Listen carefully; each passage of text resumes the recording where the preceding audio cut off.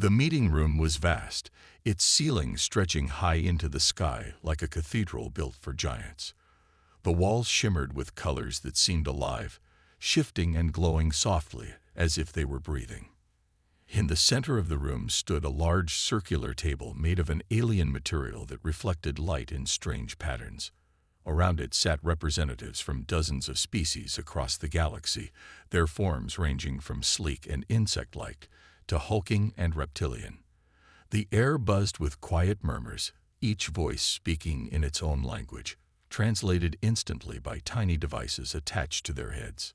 Liam Carter, Earth's ambassador, sat quietly at the table. His hands rested on the smooth surface, fingers drumming lightly as he waited for the session to begin. He was human, ordinary in appearance compared to the exotic beings around him. Short brown hair, a clean-shaven face, and sharp blue eyes gave him a calm yet determined look. Today, however, his expression was unreadable. For weeks, he had prepared for this moment. Everything depended on how he handled himself in the next few minutes. Rachel Monroe stood near the back of the room, her notebook in hand. She was a journalist, one of the few humans allowed to attend the Galactic Council meetings. Her blonde hair was tied back neatly, and her green eyes scanned the crowd, taking in every detail. Something felt different today. Whispers filled the air, louder than usual, and she noticed several delegates glancing toward Liam with expressions of suspicion or curiosity. Whatever was about to happen, Rachel knew it would be big. The council chair, a tall, slender being named Zenara, rose from her seat. Her body shimmered like water under sunlight, and her voice carried a melodic tone when she spoke. "Let us begin," she said, silencing the room instantly. Today's agenda includes reports from multiple sectors, but first, Ambassador Carter of Earth has requested to speak. A ripple of murmurs spread through the chamber. Earth was still considered a newcomer to galactic politics, having joined the Council only 50 years ago. Most species saw humans as primitive, barely capable of surviving in space. But lately there had been rumors that Earth wasn't as weak as everyone thought. Liam stood slowly, his movements deliberate. All eyes turned to him. "Thank you, Chair Zenara," he began, his voice steady. "I come before you today not just as a representative of my planet, but as someone who believes in the future of all intelligent life. Humanity has always valued cooperation and peace. However," he paused, letting the word hang in the air, "we also understand the importance of strength." Rachel leaned forward slightly, her pen hovering over her notebook. What was he doing? This wasn't part of the planned speech she'd heard about. "For too long," Liam continued, "Earth has relied on others to protect us while we developed our society. But no more." With a gesture, a holographic display appeared above the table. It showed rows upon rows of sleek, powerful ships floating silently in deep space.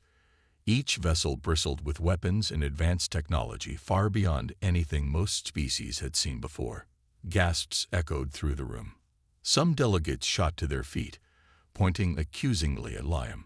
Others simply stared, their faces frozen in shock. Even Zenara looked taken aback, her watery form rippling faster than usual.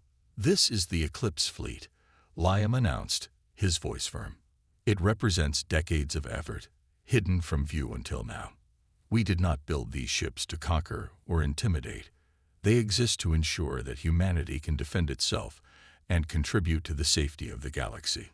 Kelthor, a reptilian delegate known for his aggressive nature, slammed his fist on the table. "You dare bring such power here without warning?" he hissed. "This is an act of aggression. It is an act of transparency," Liam replied calmly. "We are ready to stand beside you as equals, not as prey, but as partners." Rachel scribbled furiously in her notebook, realizing she was witnessing history. The balance of power in the galaxy had just shifted. Whether for better or worse remained to be seen. The room fell silent after Liam's announcement, the weight of his words sinking in. For a moment, no one moved. The holographic image of Earth's fleet still hovered above the table, its sleek ships glowing faintly in the dim light. It was hard to believe that such a young species, barely out of its own solar system, could create something so advanced. Yet there it was, undeniable proof of humanity's hidden strength. Rachel Monroe stood frozen, her pen hovering over her notebook. She had been covering Galactic Council meetings for years, but nothing like this had ever happened. Her mind raced with questions. How had Earth managed to build such a fleet without anyone noticing? And why reveal it now? She glanced at Liam Carter, who stood calmly at the center of the chaos. His face gave nothing away, but she could see the tension in his shoulders. This was a gamble, and he knew it. Back on Earth, decades earlier, the story began differently. It started in Antarctica, where scientists had stumbled upon something extraordinary. Daniel Harper, a quiet man with glasses and a love for puzzles, had been part of the team exploring an ancient glacier. What they found buried beneath the ice changed everything. A piece of alien technology, older than any civilization in the galaxy, lay dormant under layers of frost. At first, no one understood what it was. But once they cracked its secrets, humanity's technological progress exploded. President Grace Bennett, a stern woman with sharp features and an even sharper mind, took charge soon after. She knew the discovery could either save Earth or destroy it. If word got out too soon, more powerful species might invade to claim the technology for themselves. So she ordered complete secrecy. Entire cities were converted into shipyards overnight, their existence erased from public records. Engineers like Maria Lopes worked tirelessly, designing vessels based on the alien blueprints. They called the project Eclipse, symbolizing humanity's rise from the shadows. Maria often thought about the cost of keeping the project hidden. Families were uprooted, workers sworn to silence, and resources diverted from other areas. But she believed in the mission. Every bolt tightened, every circuit soldered. It all brought Earth closer to safety. The Eclipse fleet grew in secret, ship by ship, until it became a force capable of rivaling any in the galaxy. Now, as the council chamber erupted into arguments, those sacrifices felt worth it. Kelthor, the reptilian delegate, was shouting louder than anyone. His scaly hands gestured wildly as he accused humanity of deceit. "You have broken galactic law," he roared. "This is an act of war." Other delegates joined in, their voices overlapping in a cacophony of anger and disbelief. Some, like the insectoid Vraxians, demanded immediate action against Earth. Others, like the aquatic Quarrens, remained silent, their luminous eyes watching carefully. Zinara, the council chair, tried to restore order, but her melodic voice was drowned out by the noise. Liam waited patiently, letting the storm pass. When the room finally quieted, he spoke again. "We did not break any laws," he said firmly. "The fleet was built within our borders, using our resources. We owe no explanations for defending ourselves." "But why now?" asked Elder Thalagor, a towering figure with fur-covered skin. His deep voice rumbled through the chamber. "Why reveal yourselves after hiding for so long?" Liam hesitated briefly before answering. "Because the time has come for humanity to take its place among the stars, not as victims, but as equals. We want peace, but we will not be bullied or ignored. The Eclipse fleet is proof that we are ready to stand our ground." Rachel scribbled notes furiously, trying to capture every detail. She noticed how some delegates seemed intrigued rather than hostile. Zinara, in particular, studied Liam with thoughtful eyes, as if weighing his words. Perhaps not everyone saw Earth's fleet as a threat. Maybe some saw it as an opportunity. As the session dragged on, Rachel realized the implications of what she was witnessing. Humanity had just stepped onto the galactic stage in a way no one expected. Whether it would lead to cooperation or conflict remained to be seen. But one thing was certain. The galaxy would never look at Earth the same way again. The council chamber was still buzzing with tension as the session continued. Delegates whispered to each other, their voices low but urgent. Some glanced at Liam Carter with suspicion, while others seemed curious, leaning forward in their seats to study him more closely. Rachel Monroe stayed near the back of the room, jotting down notes and observing every detail. She knew this moment would define Earth's place in the galaxy, and maybe her career too. Kel Thor, the reptilian delegate, was pacing now. His long tail flicked angrily behind him, and his sharp teeth glinted under the chamber lights.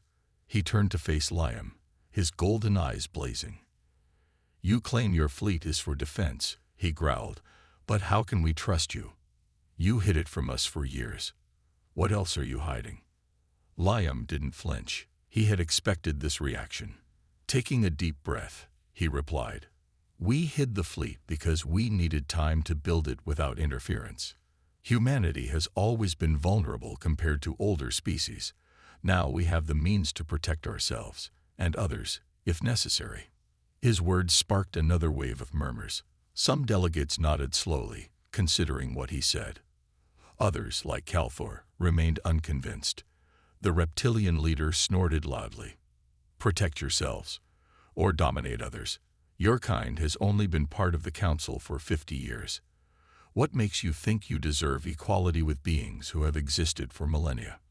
Before Liam could respond, Zenera, the council chair, stepped in. Her shimmering form rippled gently as she spoke, her voice calm but firm. "Enough," she said, silencing the room once again. "Ambassador Carter has made his position clear. It is now up to this council to decide how to proceed." Rachel noticed something interesting. While Calthor and his allies were openly hostile, other delegates seemed hesitant to take sides. Elder Thalagor, the furry giant, stroked his chin thoughtfully. The Koran representative, a sleek aquatic being named Phalis, floated silently in her water-filled pod, her glowing eyes fixed on Liam. Even Zenera appeared torn between caution and curiosity. As the discussion dragged on, Rachel spotted subtle shifts in the room's atmosphere. Some delegates began asking questions instead of making accusations. A slender, bird-like alien named Surak asked, "How does Earth plan to use this fleet? Will it patrol your borders, or will it venture into shared space?" Liam nodded, appreciating the chance to explain further. "Our primary goal is to safeguard Earth and its colonies. However, we also recognize the importance of protecting the galaxy as a whole. If there's a threat to all life, we're willing to contribute." This response surprised many in the room. Rachel saw a few delegates exchange glances, as if reconsidering their initial reactions. For decades, humanity had been seen as weak and unimportant, a species barely capable of surviving among the stars. But now, they had revealed themselves as a potential ally or rival.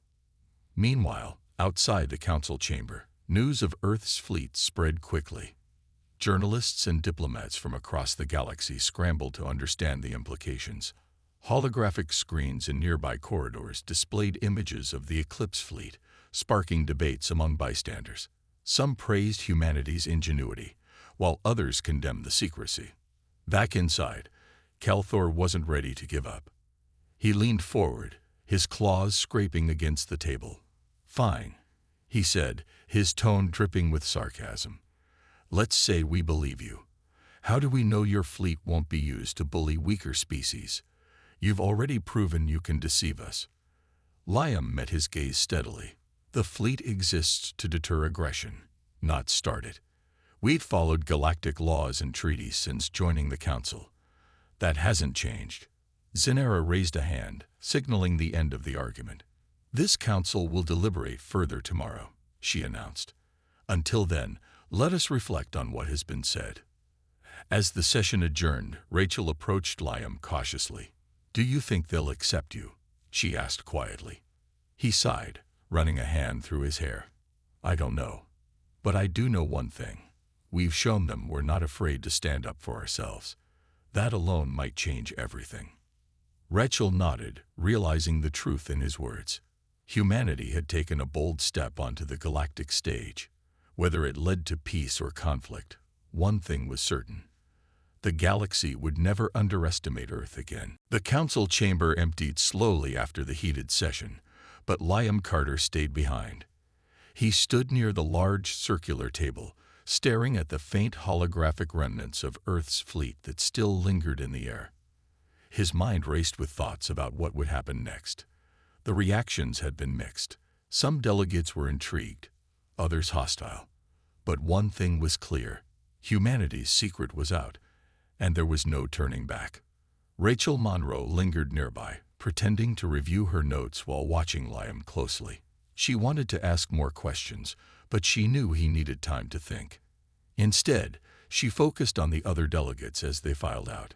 Calthor stormed off first, his tail lashing angrily behind him. A group of insectoid Vraxians followed, their antennae twitching with agitation. But not everyone left in anger. Elder Thalgor paused by the door, glancing back at Liam with a thoughtful expression before disappearing into the hallway. Back on Earth, General Ethan Cole paced the command center of the Eclipse Fleet's headquarters. Screens lined the walls, displaying maps of the galaxy and live feeds from ships stationed in deep space. Admiral Samantha Hayes sat at the main console, her sharp eyes scanning reports from various sectors. Both of them knew the revelation at the council meeting would have consequences, and they were preparing for anything. "Do you think they'll test us?" Ethan asked, stopping beside Samantha. His voice was low but tense. "They might," Samantha replied without looking up. "Species like the Vraxians don't take surprises well. If they see an opportunity, they'll strike." Ethan nodded grimly. "We're ready if they do." Meanwhile, private negotiations began behind closed doors. Liam met with key council members later that day in a smaller, quieter room. Zinara, the council chair, was there, along with Elder Falagor and Valus, the Koran representative. Each species had its own agenda, and Liam could feel the weight of their expectations pressing down on him. Zinara spoke first, her melodic voice soft but firm. "Ambassador Carter, your fleet is impressive, but it raises concerns. Many fear humanity seeks dominance rather than partnership." Liam leaned forward, his hands resting on the table. "That's not our goal. We want to work together, to protect the galaxy, not control it." Falgor grunted, scratching his furry chin. "Words are easy. Actions matter more. What will Earth offer beyond ships?" Liam hesitated briefly before answering. "Resources, technology, and cooperation. We've learned much from studying alien artifacts. Sharing that knowledge could benefit everyone." Valus floated silently in her water-filled pod, her glowing eyes fixed on Liam. After a moment, she spoke. "Your intentions seem sincere, but trust takes time. Prove yourselves worthy." As the meeting ended, Liam felt a mix of hope and unease. Some species were willing to listen, but others remained skeptical. He knew building alliances wouldn't be easy. Unbeknownst to most, Calthor was already plotting. In a dimly lit chamber aboard his ship, he contacted rogue factions within the council. Holograms of shadowy figures flickered to life around him.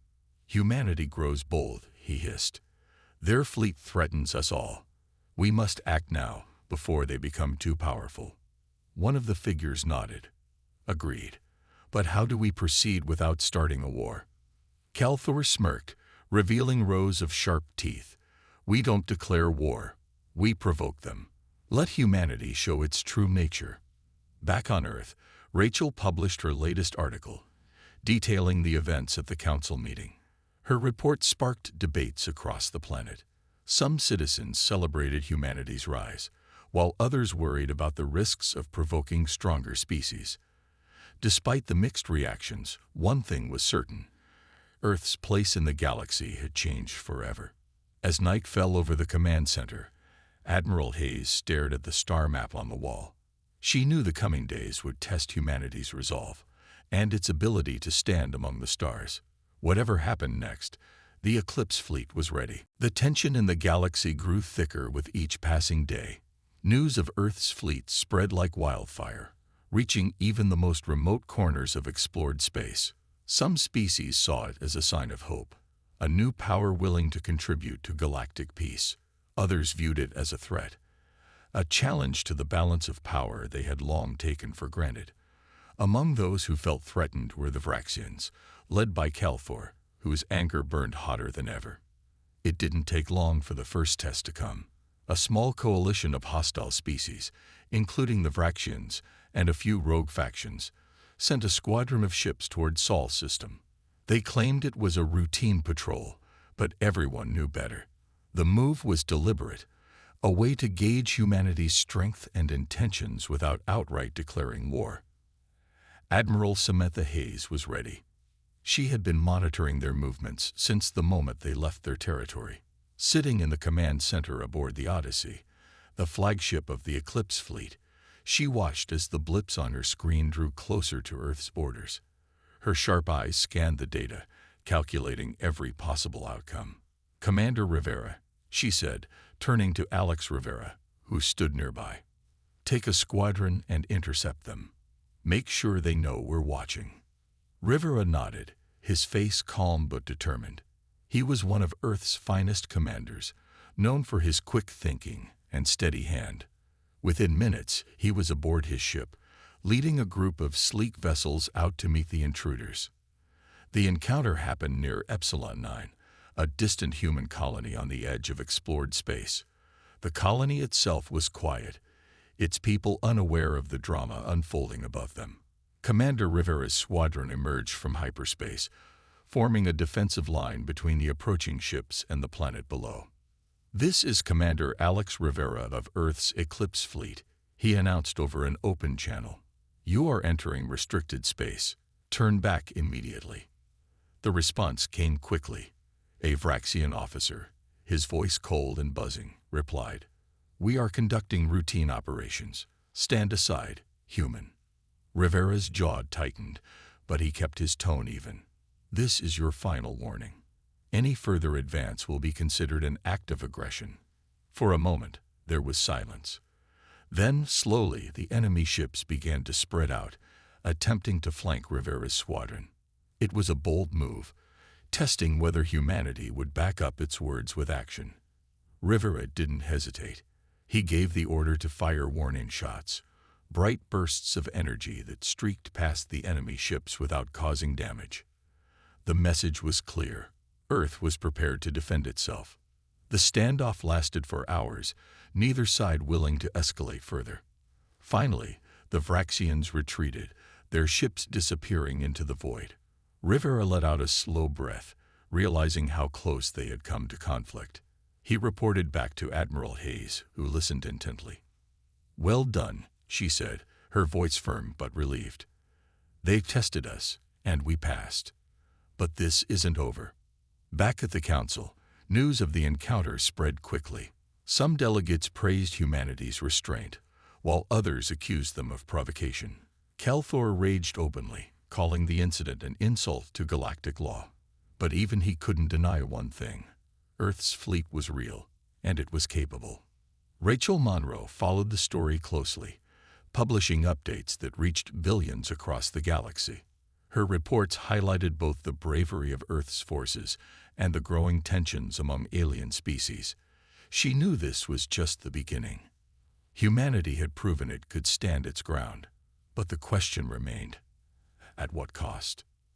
As the days passed, Admiral Hayes kept the fleet on high alert. She knew the Vraxians wouldn't give up so easily. This skirmish was only a taste of what might come next. Still, she allowed herself a small moment of pride. Humanity had faced its first challenge among the stars, and it hadn't backed down. The galaxy was watching now, and Earth was ready. Back on Earth, the revelation of the Eclipse fleet and the standoff near Epsilon 9 sparked a wave of mixed reactions. While many celebrated humanity's newfound strength, others questioned whether wielding such power was the right path.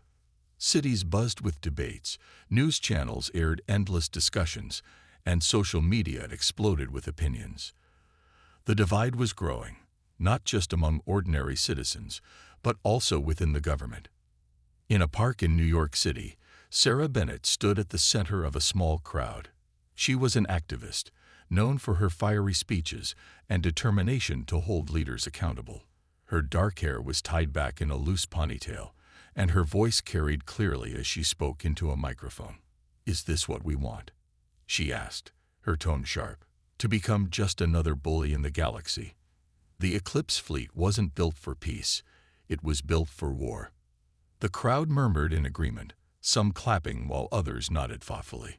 Sarah had been organizing protests for weeks, drawing attention to the secrecy surrounding the fleet. She argued that humanity's rise came at a cost: lives disrupted, resources drained, and ethics ignored. "We didn't vote for this," she continued. "Our leaders made decisions behind closed doors, and now we're paying the price." Rachel Monroe watched the protest from a distance, jotting down notes. As a journalist, she tried to stay neutral, but she couldn't help feeling torn. On one hand, she admired Earth's ability to stand up to hostile species. On the other hand, Sarah's words struck a chord. Was humanity losing itself in its quest for power? Meanwhile, Rachel's investigation led her to uncover something unsettling. Buried in government files and corporate reports, she found evidence that certain companies had profited immensely from the Eclipse project. Massive contracts, tax breaks, and classified deals had funneled billions into private hands. It seemed that while humanity prepared for galactic threats, some individuals were more interested in lining their pockets. When Rachel published her findings, it caused an uproar. Citizens demanded answers, and politicians scrambled to defend themselves. President Grace Bennett, who had overseen the early stages of the project, issued a statement calling the accusations misleading. But the damage was done. Trust in Earth's leadership began to crack. At the same time, Calthor and his allies weren't idle. Using the growing unrest on Earth to their advantage, they spread rumors among alien species.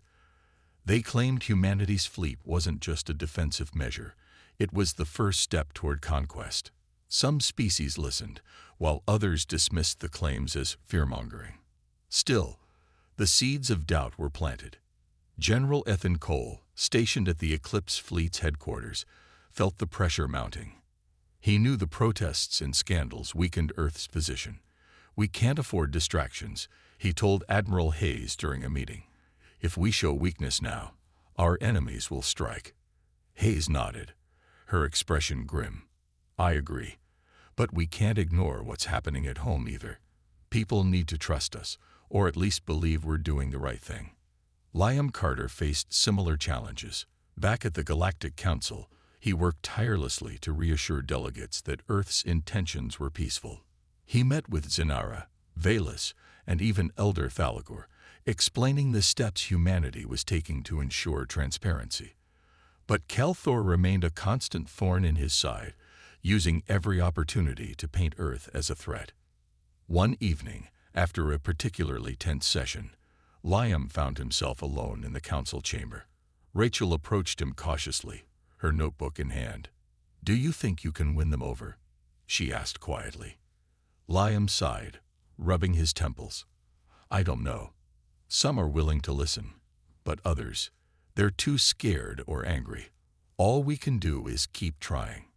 Rachel nodded, sensing the weight of his responsibility. Humanity's future depended on these fragile alliances, and on proving it could handle its newfound power wisely. As Rachel left the chamber, she glanced back at Liam. He looked tired but determined, like a man carrying the hopes of an entire planet on his shoulders. The road ahead would be long and difficult, but one thing was clear. Humanity's place in the galaxy was no longer simple.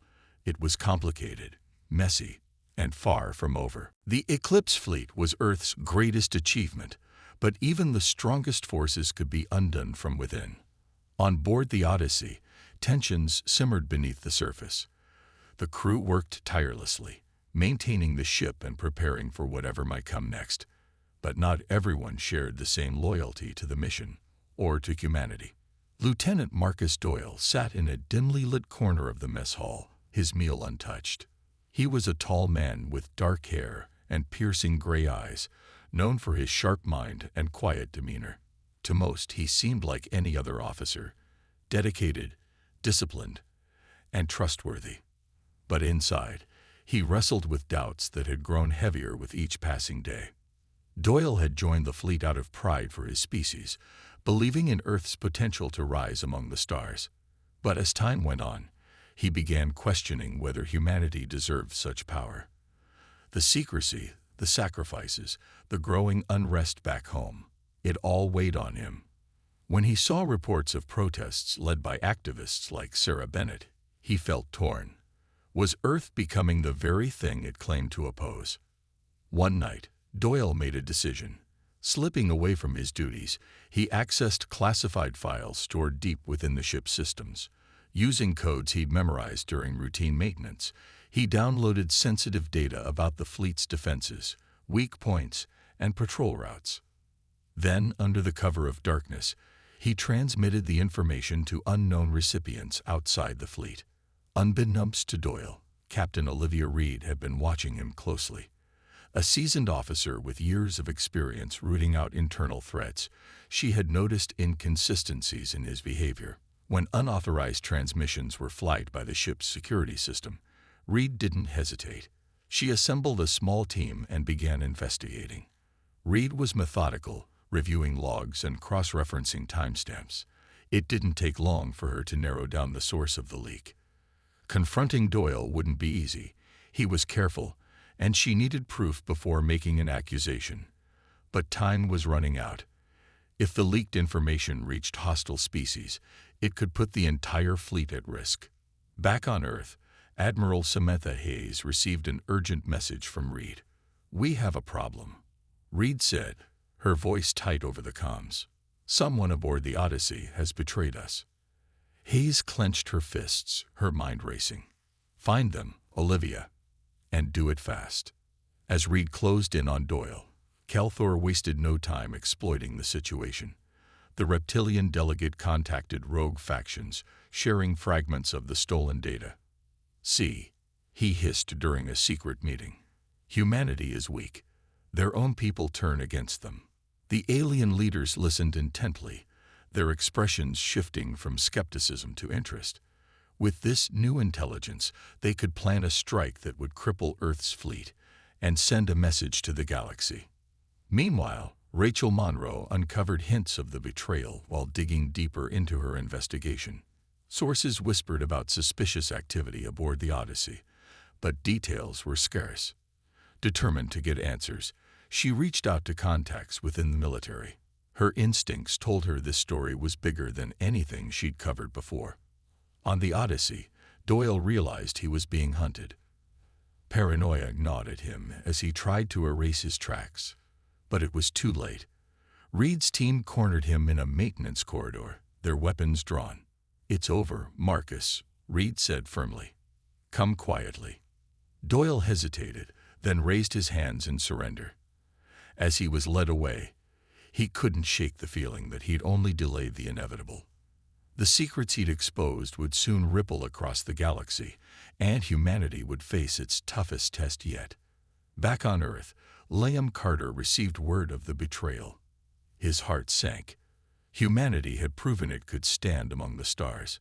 But now, it had to prove it could handle the shadows lurking within itself. The attack came without warning.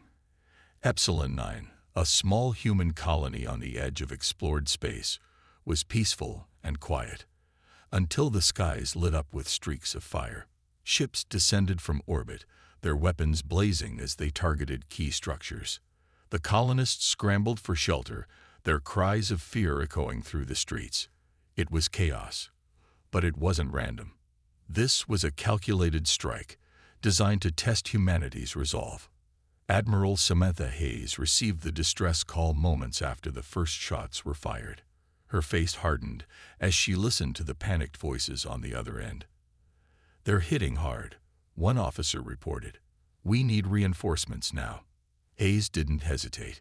She ordered Commander Alex Rivera to take a squadron of ships to Epsilon 9 immediately. "Defend the colony at all costs," she instructed, "and find out who's behind this." Rivera's squadron emerged from hyperspace near Epsilon 9, their arrival announced by the thunderous roar of engines.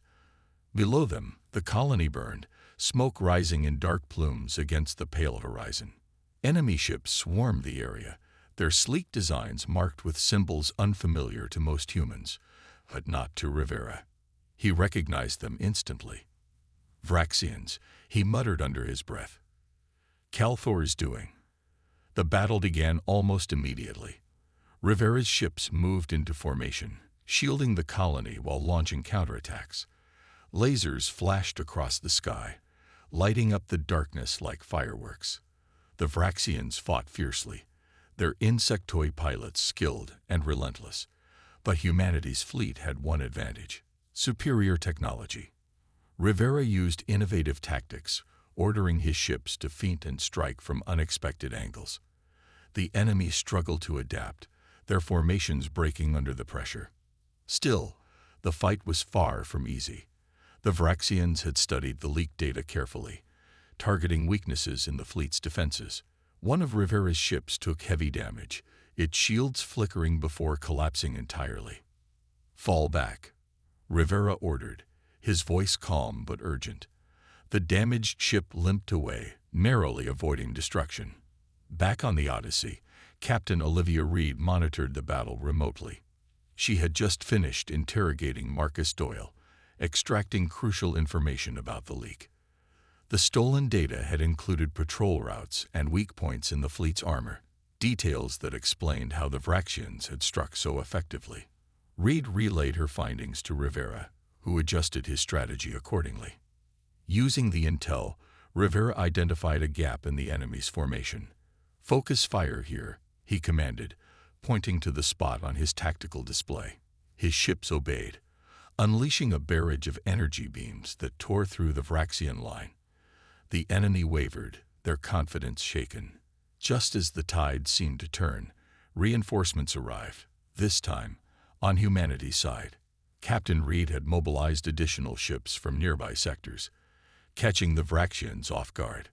Outnumbered and outmaneuvered, the attackers began to retreat, their ships vanishing into the void. When the dust settled, Epsilon 9 was scared but still standing.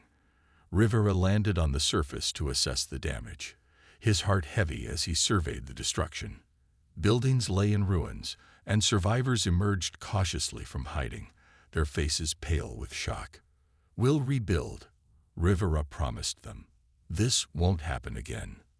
Back at the council, news of the battle spread quickly. Some delegates praised humanity's quick response, while others accused Calthor of provoking the conflict. The reptilian leader denied involvement, but his smug expression gave him away. Rachel Monroe published a detailed report on the battle, highlighting both the bravery of Earth's forces and the cost of betrayal. Her article ended with a sobering question: how many more tests would humanity face before the galaxy accepted it as an equal? As Admiral Hayes reviewed the aftermath, she knew the answer: too many. But one thing was certain: Earth wouldn't back down. Not now. Not ever. The aftermath of the battle at Epsilon 9 left a deep mark on the galaxy. The council chamber was tense as delegates gathered for an emergency session. Some species were outraged by the attack, while others remained suspicious of humanity's growing strength. Calthor sat quietly this time, his usual arrogance replaced by a simmering anger. He had gambled and lost, but he wasn't ready to admit defeat. Liam Carter stood at the center of the room, his expression calm but resolute. He had spent hours preparing for this moment, knowing it could shape humanity's future among the stars. As the session began, Zenara, the council chair, addressed the assembly. "The events at Epsilon 9 cannot go unanswered," she said, her melodic voice carrying through the chamber. "We must decide how to move forward." Calthor leaned forward, his tail twitching with irritation. "Humanity provoked this attack," he growled. "Their fleet is a threat to peace." Liam didn't let the accusation rattle him. "If provocation means defending our colonies, then yes, we provoked them. But we did not start this conflict. The Vraxians attacked first, and they will attack again unless we act." His words resonated with some delegates. Elder Falagor, the towering furry leader, nodded thoughtfully. "Earth has shown it can fight back," he rumbled. But fighting alone is not enough. What do you propose? Liam took a deep breath before speaking. Unity, he said firmly. Instead of dividing ourselves, we should form a galactic defense coalition, a united force to protect all species from threats, internal or external. The room fell silent as delegates processed his suggestion. It was bold, perhaps even idealistic, but it struck a chord. Velas, the Koran representative, floated silently in her water-filled pod, her glowing eyes fixed on Liam. After a moment, she spoke. Your idea has merit, she said softly, but trust is fragile. How do we know Earth will not dominate such an alliance? Liam met her gaze steadily. Because we don't want dominance. We want partnership. Humanity's fleet is powerful, but it's not invincible. Together, we are stronger. Zanera seemed intrigued, her shimmering form rippling gently. A coalition could work, she mused, but it would require sacrifices from all sides. Are you willing to share your technology? Yes, Liam replied without hesitation. If it means protecting the galaxy, we will share what we've learned. Not everyone was convinced. Kelthor hissed angrily, his claws scraping against the table. You expect us to believe this nonsense? Your kind is too young, too reckless. But Kelthor's words carried less weight than before.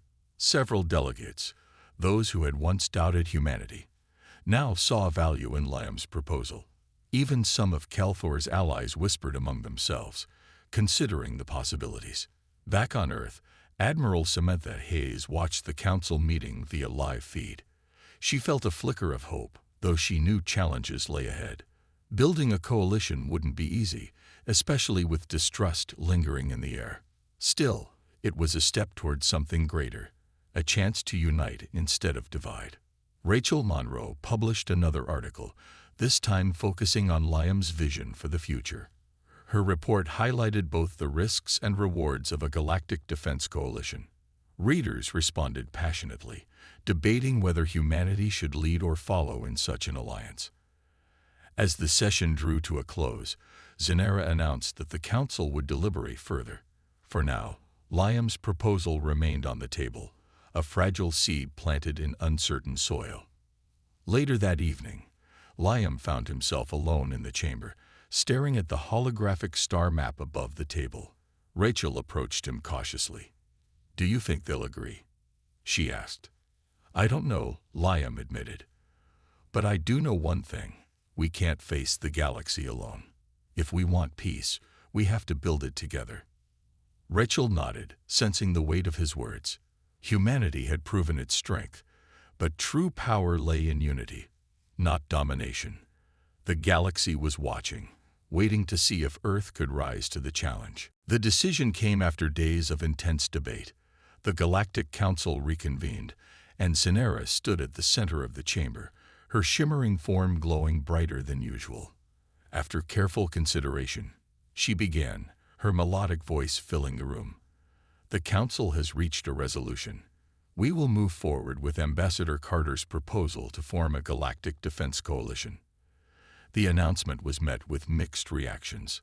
Some delegates clapped, their faces lighting up with hope.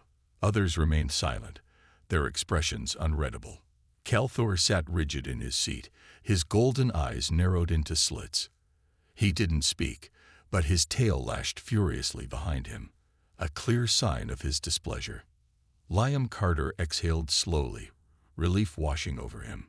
It wasn't a perfect victory, but it was progress.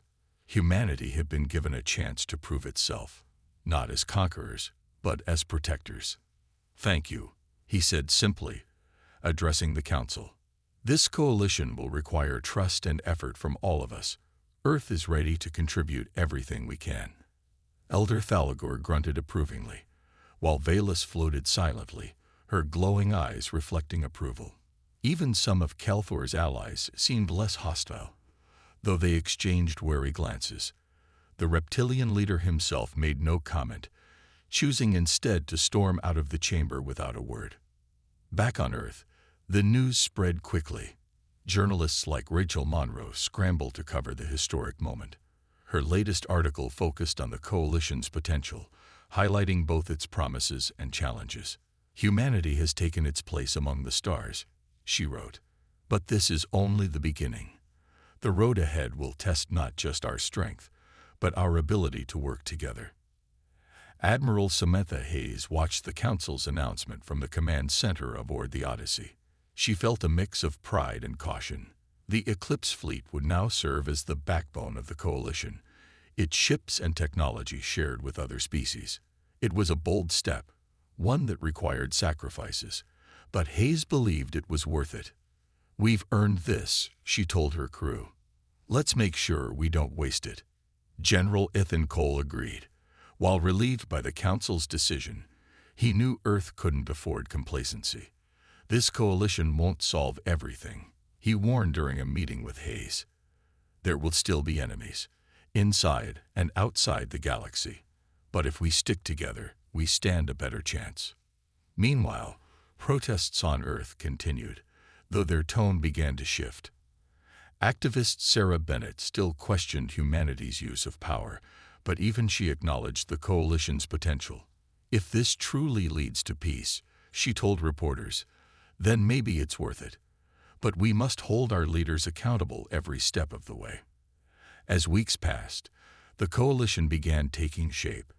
Delegates worked tirelessly to establish rules and protocols, ensuring no single species could dominate.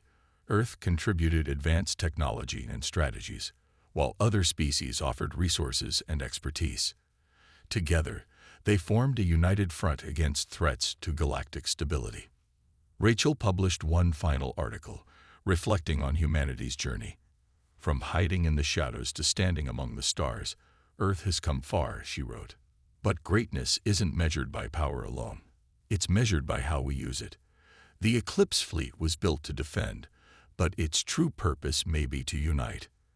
In the command center, Admiral Hayes stared at the star map on the wall. The Milky Way stretched endlessly before her, vast and full of possibilities. Humanity had stepped onto the galactic stage, proving it could rise above fear and division. Whether the Coalition succeeded or failed remained to be seen, but one thing was certain: Earth would never again be underestimated. As the camera panned out, the Eclipse fleet loomed large against the backdrop of space, a testament to what could be achieved when determination met ingenuity. Humanity's story was far from over, but for the first time, it felt like the galaxy was listening.